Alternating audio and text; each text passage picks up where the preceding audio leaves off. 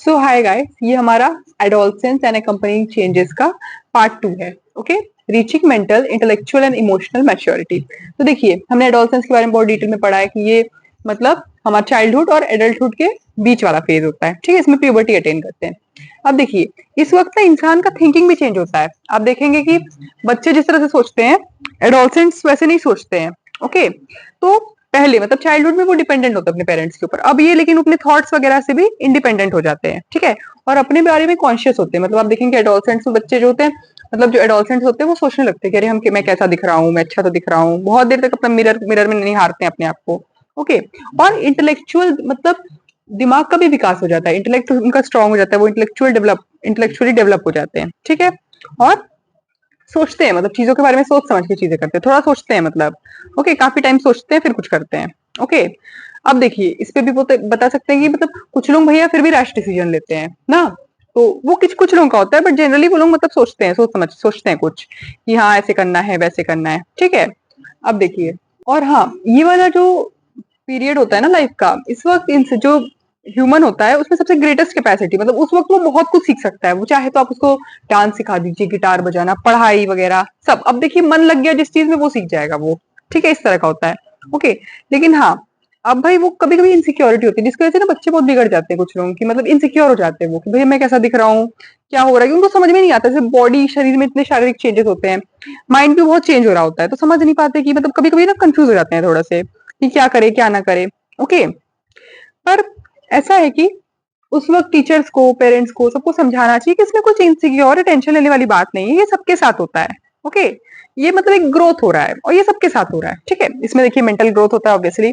तो सोचने का शक्ति जो होता है ना, वो डेवलप करता है इंसान। जो बच्चे होते हैं वो उस वक्त लॉजिकली सोचते हैं, एब्स्ट्रैक्ट हो जाते हैं, थोड़ा फ्लेक्सिबली सोचते हैं कि अच्छा ऐसा करेंगे तो ऐसा होगा, या ऐसा भी कर सकते हैं, ये भी होता है ना, इस तरह से। ओके, दूसरों का पॉइंट ऑफ व्यू भी समझने की कोशिश करते कि नहीं उसने ऐसा किया तो क्यों किया, थोड़ा थॉट्स देते कि अच्छा ऐसा होगा। या बहुत सारे उनके मन में क्रिएटिव आइडियाज आते कि अच्छा ऐसा कर सकते हैं तो ऐसे कर सकते हैं। मतलब उस वक्त वो जैसे एग्जीबिशन वगैरह में पार्टिसिपेट करेंगे तो बहुत मतलब अच्छे अच्छे आइडियाज आते हैं उनको। ओके, मेमोरी अच्छी स्ट्रांग होती है, मतलब उस वक्त बहुत जल्दी मतलब चीजों को जल्दी सीख जाएंगे वो। ठीक है, कॉन्सेप्ट डेवलप करते हैं, जैसे फिजिक्स, मैथ, तो कॉन्सेप्चुअल चीजें बहुत अच्छे से, अगर इंटरेस्ट आ गया किसी को उस वक्त, तो बहुत, अगर मैथ में, साइंस में, या फिर जिस चीज में भी इंटरेस्ट बहुत आ जाता है, इमोशनली ग्रो करते हैं मतलब। अब देखिए, ये लोग बहुत इमोशनल हो जाते हैं उसमें। ठीक है, तो अपने दोस्तों में, दोस्तों को, फैमिली को नए तरीके से दिखते हैं। ठीक है, अब कभी कभी क्या होगा कि वो बहुत ही खुश होंगे, अचानक आप देखेंगे बड़ा खुश है, लगता है कि वाह। फिर उसके बाद मतलब इमोशनल हो जाते हैं बहुत। तो एकदम क्या बोलते हैं आप, मूड स्विंग्स होते हैं आप कह सकते हैं। ठीक है, बहुत खुश है, फिर देखेंगे बहुत दुखी है भाई। ओके, उस तरह का हो जाता है। और मतलब वो लोग ना बहुत ही मतलब लोगों को हेल्प करना चाहेंगे, सोचे कि हेल्प कर दे या फिर बहुत सारा सर्कल बनाने, अब देखेंगे बहुत सोशल सर्कल बनाने का सोचते हैं। ओके, और ऑब्वियसली एक चीज तो होता है कि अपोजिट सेक्स में बहुत इंटरेस्ट होता है। ठीक है, और उनसे वो मतलब जैसे उनको बात करने का मन करता है अपोजिट सेक्स से। ओके, और क्लोज रहने का मन करता है, इस तरह के चेंजेस होते हैं जो कि बहुत नॉर्मल है। पर कुछ लोग वैसे इस चीज को कंट्रोल नहीं कर पाते, तो फिर वो जैसे नहीं होता है, हार्मफुल हो जाता है। सोशल ग्रोथ, अब देखिए ऐसे केसेस में ना लोग मतलब सोचते हैं कि भाई मेरे बहुत सारे फ्रेंड्स रहे, या मेरी एक आइडेंटिटी रहे, अपने आप को थोड़ा एक्सेप्ट करते हैं कि हाँ मैं ऐसा हूँ। ओके, और सोचिए कि अपने दोस्तों से, सेम सेक्स के दोस्त से, अपोजिट सेक्स के दोस्त से थोड़ा सा मैच्योर रिलेशनशिप बनाने की कोशिश करते हैं। ओके, और करियर के बारे में प्रिपेयर करते हैं कि हाँ ऐसा करेंगे, ये करेंगे। इंडिपेंडेंट होने का सोचते हैं कि हाँ इंडिपेंडेंट होंगे तो ऐसा होगा। ओके, तो ये सब क्यों होता है? अब देखिए, हमने कहा ये नॉर्मल है, पर ये किसकी वजह से होता है? ये हार्मोन्स की वजह से होता है, जिस जो हमने शुरू में एंडोक्राइन्स में पढ़ा है, केमिकल मैसेंजर। ठीक है, ये केमिकल सब्सटेंसेस होते हैं जो कि एंडोक्राइन ग्लैंड या एंडोक्राइन सिस्टम से सिक्रीट होते हैं। हमने पढ़ा है ना, मतलब डक्टलेस ग्लैंड से, मतलब कोई डक्ट या ऐसा ट्यूब नहीं होता जिसको सिक्रीट करेगा, वो डायरेक्ट ब्लड में सिक्रीट होते हैं। ओके, तो ये ऑब्वियसली हार्मोनल चेंजेस होते हैं। तो इसमें मतलब इन उसकी मतलब जैसे कभी सोचो कि बहुत गुस्से में हो गए वो बच्चे, पर उसमें उनकी गलती नहीं होती है, वो हार्मोन्स हार्मोन्स की वजह से हो रहा है। फिर वो अपोजिट सेक्स में बहुत अट्रैक्ट होना बहुत नेचुरली से बायोलॉजिकल होता है। ओके, अब हम आएंगे सेकेंडरी सेक्सुअल कैरेक्टरिस्टिक्स पे। ओके, तो अब देखिए ये हमने डिस्कस किया है पहले भी, इसमें क्या होता है ना, जो इस वक्त प्यूबर्टी में जो रिप्रोडक्टिव ऑर्गन्स है वो डेवलप हो जाते हैं। ओके, तो क्या होता है, जैसे टेस्टिस और ओवरी, टेस्टिस मेल में और ओवरी फीमेल, वो गैमीट्स प्रोड्यूस करते हैं। मेल गैमीट कौन सा होता है? स्पर्म, और ओवा होता है फीमेल गैमीट्स, ये हमने पहले ही पढ़ा है। और लड़कियों में क्या होता है? ब्रेस्ट डेवलप हो जाता है प्यूबर्टी में, और लड़कों में क्या होता है, फेशियल हेयर आ जाएगा, दाढ़ी, मूंछ, ये सब आ जाएगा। ठीक है, तो वो जो फीचर्स होते हैं ना जो डिस्टिंग्विश करते हैं मेल और फीमेल को, उसे हम लोग कहते हैं सेकेंडरी सेक्सुअल कैरेक्टरिस्टिक्स। ठीक है, बॉयज मतलब चेस्ट पे हेयर डेवलप करेंगे। ठीक है, अंडर आर्म, आर्मपिट्स में क्या होता है कि, और थाइस के अबव प्यूबिक रीजन में हेयर डेवलप होता है। तो ये सब क्या होता है, प्यूबर्टी का मतलब एक तरह से साइन है कि प्यूबर्टी आ गया है उसको। ठीक है, अब देखिए फिर से हमने वही कहा कि चेंजेस जो होते हैं एडोलसेंस में, ये हार्मोनल चेंजेस है। ठीक है, हार्मोनल केमिकल सब्सटेंस है हार्मोन्स, और ये एंडोक्राइन ग्लैंड या एंडोक्राइन सिस्टम का सेक्रीशन है। ये तो वही बात है ना, बार बार इसी को पढ़ रहे हैं। ठीक है, अब देखिए इसमें पर्सनल हाइजीन बहुत इंपॉर्टेंट है। ओके, ठीक है, अब देखिए ये तो है ही भाई कि नहाना बहुत इंपॉर्टेंट है, क्योंकि देखिए हमेशा से ही है ना, इसमें ऐसा कुछ वो नहीं है, पर्सनल हाइजीन तो इंपॉर्टेंट है ही। ठीक है, अब देखिए टीनेजर्स में बहुत इंपॉर्टेंट है ये, क्योंकि उस वक्त देखिए क्या था, आप देखिए चाइल्डहुड में रहते हैं तो फिर नहीं फर्क पड़ता, अगर थोड़ा सा आप ना नहाए उतना चल जाता है, आप उतना स्मेल नहीं करते हैं। पर क्योंकि टीनेजर्स में क्या होता है ना, स्वेट ग्लैंड बहुत ज्यादा एक्टिव हो जाते हैं। ओके, तो काफी मतलब स्मेल करने लगते हैं उस वक्त, आप देखेंगे ना बॉडी ओडर आने लगता है। बचपन में आप नहीं देखते होंगे कि बॉडी ओडर आ रहा है, चाहे वो नहाए ना नहाए ना, पर इस एज में आने लगता है। ठीक है, तो पूरा शरीर को अच्छे से साफ सुथरा करके अच्छे से नहाना चाहिए। ठीक है, अगर सोचिए कि आप क्लीनलीनेस नहीं मेंटेन करेंगे तो भाई बैक्टीरियल इन्फेक्शन होने के खतरा है। ठीक है, लड़कियों को क्या होता है, मेंस्ट्रुअल साइकिल ऑब्वियसली महीने में आपको ट्रैक करना चाहिए कि भाई रेगुलर तो नहीं हो रहा है, अगर होगा तो गायनेक को दिखाना चाहिए। ठीक है, और प्रिपेयर रहना चाहिए कि भाई ये डेट है, ऐसे आ सकता है। सब प्रिपरेशन करना चाहिए, फिर दूसरों से बात करना चाहिए, टीचर्स से, पेरेंट्स से, सबसे बात करना चाहिए कि भैया ये प्रॉब्लम है। ओके, अंडरगारमेंट्स चेंज करना चाहिए, कॉटन अंडरगारमेंट्स प्रेफर करना चाहिए। ओके, तो ये सब हाइजीन तो मेंटेन करना चाहिए, और इसके लिए मतलब टीचर्स का ये वो बनता है कि फर्ज बनता है कि वो बताए टीचर्स पेरेंट्स का स्ट्रेस मैनेजमेंट। अब देखिए इस एज में स्ट्रेस भी बहुत होता है भैया, क्योंकि हम अपने आप को सोचते हैं ना भाई हम किसी से कम तो नहीं है, हम अपने आप को कंपेयर करते हैं, अपने आप को सोचते हैं कि हम तो अच्छे तो दिख रहे हैं, इस तरह के थॉट्स आते हैं। तो स्ट्रेस होता है, स्ट्रेस क्या होता है असली में, मेंटल और बॉडी, मतलब बहुत तरह का प्रेशर होता है। मेंटल प्रेशर भी होता है भाई कि करियर में क्या कर रहे हैं।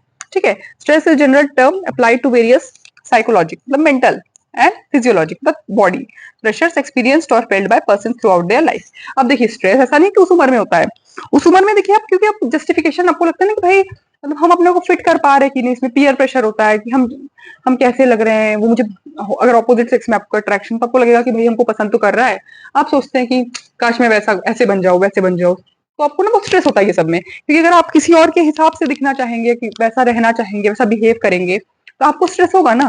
तो ये वो वाली बात होती है। ठीक है, अब स्ट्रेस देखिए पॉजिटिव हो सकता है, नेगेटिव हो सकता है।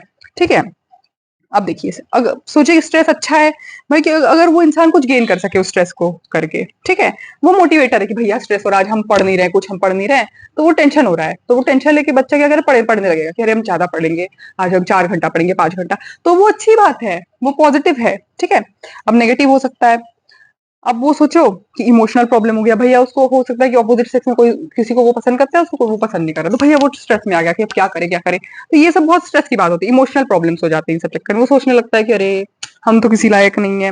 या फिजिकल, वो अपने को फिजिकली अनफिट सोचता है, फिर सोशली आपको लगता है कि भैया हम गरीब हैं, हम अमीर है, कुछ भी थॉट्स आ सकते हैं बच्चों को, आजकल तो बहुत आते हैं, ऑर्गेनाइजेशनल ना।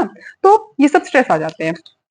अब देखिए स्ट्रेस का कॉज क्या हो सकता है, देखिए स्ट्रेस का कॉज वो डिपेंड करेगा ना कि किसका, मतलब अलग अलग लोगों को अलग अलग आप देखेंगे, आप जैसे अलग अलग लोगों से बात करेंगे देखेंगे भाई इसको अपना स्ट्रेस है, किसी और को अपना स्ट्रेस है। ठीक है, तो जो हेल्थ होता है हमारा, ठीक है, अगर हमें कोई बीमारी है, हार्ट डिजीज, डायबिटीज, या फिर कोई स्किन डिजीज वगैरह, तो वो इंसान मतलब उसको लगेगा कि यार हम अपने कोई हीनता वाली भावना आती है कि नहीं यार हम तो ऐसे हैं, हम तो वैसे हैं, इस तरह के, तो स्ट्रेस देता है ना।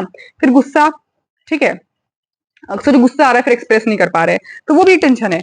कुछ लोग तो भाई डिप्रेस दुखी होते हैं भाई, फिर कुछ लोग गिल्टी हो जाते हैं कि अरे हम ये नहीं कर पाए, हम वो नहीं कर पाए, हम इससे ऐसे बात नहीं की, हम उसको ऐसा बोल दिए। और लो सेल्फ एस्टीम होता है भाई, अपने ऊपर कॉन्फिडेंस ही नहीं है कि हम जो कर रहे हैं वो तो गलत ही होगा, इस तरह का सोच। हाँ, या फिर डिप्रेस हो जाते, ग्रीफ, दुखी हो जाएंगे कि अरे बहुत मतलब बुरा हुआ, हमने ऐसा कर दिया। तो बहुत इमोशंस बहुत ना मतलब हाई रहते हैं उस वक्त कि अरे, इस वजह से ना बहुत मतलब टेंशन में रहते हैं बच्चे। ठीक है, वो क्या है, टैकल स्ट्रेस, ऑब्वियसली देखिए स्ट्रेस टैकल करने का तो हम सबको ही जरूरत होता है ना, यूसेज की बात नहीं है। योगा कर सकते हैं, मेडिटेट कर सकते हैं। हाँ, टाइम मैनेज करो भाई, अगर लग रहा है कि हम टाइम नहीं दे पा रहे पढ़ने को या फिर किसी और अपने रिलेशनशिप को, तो फिर टाइम मैनेज करो।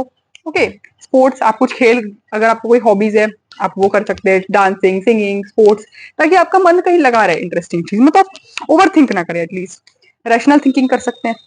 ठीक है, हॉबीज अच्छे से सोचिए, पॉजिटिव रहिए। ओके, अब योगा क्या है, योगा तो देखिए बहुत जरूरी है। ये क्या होता है, माइंड और बॉडी का प्रैक्टिस है, वो क्या करते हैं, फिजिकल पोजेस होते हैं, ब्रीदिंग, मेडिटेशन, रिलैक्सिंग, बहुत चीजें होती हैं, ठीक है। तो इससे क्या होगा, स्ट्रेस रिड्यूस होगा, बीपी रिड्यूस होगा, हार्ट बीट रिड्यूस होगा, ठीक है, चिंता कमेगा। बीपी बीपी की भी तो बहुत बीमारी हो जाती है, इस एज में नहीं होता है पर आजकल तो वो भी हो सकता है, हार्ट बीट लो हो सकता है, ठीक है।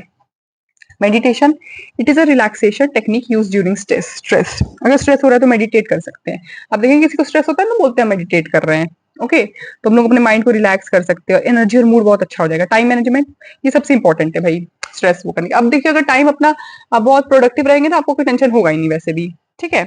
तो जो जो इवेंट है आप में, जिसमें अगर पढ़ना है आपको, खेलना है, गाना गाना है, कुछ सीखना है, आप सब कुछ मैनेज करिए, ठीक है। कोई एंट्रेंस का प्रिपेयर कर रहे हैं या कुछ भी, या फिर हाँ, अब एग्जाम वाले हॉल में भी आपको टाइम मैनेज करना आना चाहिए ना, कि इतना क्वेश्चन कर रहे हो तो इतना, यानी कि अब एक क्वेश्चन आया उसको आप पूरा लिख दिए भर के, और बाकी क्वेश्चन को आप थोड़ा थोड़ा लिख के जा रहे हैं, ठीक है। या फिर बहुत क्वेश्चन को एकदम डिटेल में लिखे, लास्ट में टाइम नहीं बचा, 3-4 क्वेश्चन छूट गया, ठीक है। स्पोर्ट्स, अलग अलग स्पोर्ट्स खेल सकते हैं, स्पोर्ट्स बहुत अच्छा होता है, बॉडी तो हेल्दी रहती है, माइंड भी बहुत फ्रेश रहता है, ठीक है। आप देखेंगे जो लोग बहुत स्पोर्ट्स में होते हैं ना, उनका मतलब ब्रेन बहुत अच्छा वो होता है, क्योंकि उनको पता है ना, एटीट्यूड डेवलप कर लेते हैं, ओके, सब चीज टैकल करने का, प्रेशर टैकल करने का, गुस्सा कंट्रोल करने का, बहुत स्पोर्ट्स बहुत इंपॉर्टेंट होता है, ओके। तो different types of sports like badminton, indoor and outdoor game, cycling, ठीक है, helps to relax ourselves from stress. So we have to choose one sports in our daily time schedule. अब ये depend करता है कि किसी को स्पोर्ट्स पसंद है, कि कोई कोई हो सकता है कि सॉन्ग सुनेगा तो उसको अच्छा लगेगा, कोई हो सकता है डांस करेगा, गाना गाएगा, कुछ लोग हारमोनियम बजाना या फिर गिटार बजाना, या कुछ भी हो सकता है कुछ। अब देखिए गेम खेलने से भी बहुत लोगों का स्ट्रेस रिलीज होता है, कुछ लोग गेम खेलते हैं, तो वो अपने ऊपर होता है, ओके। Thank you.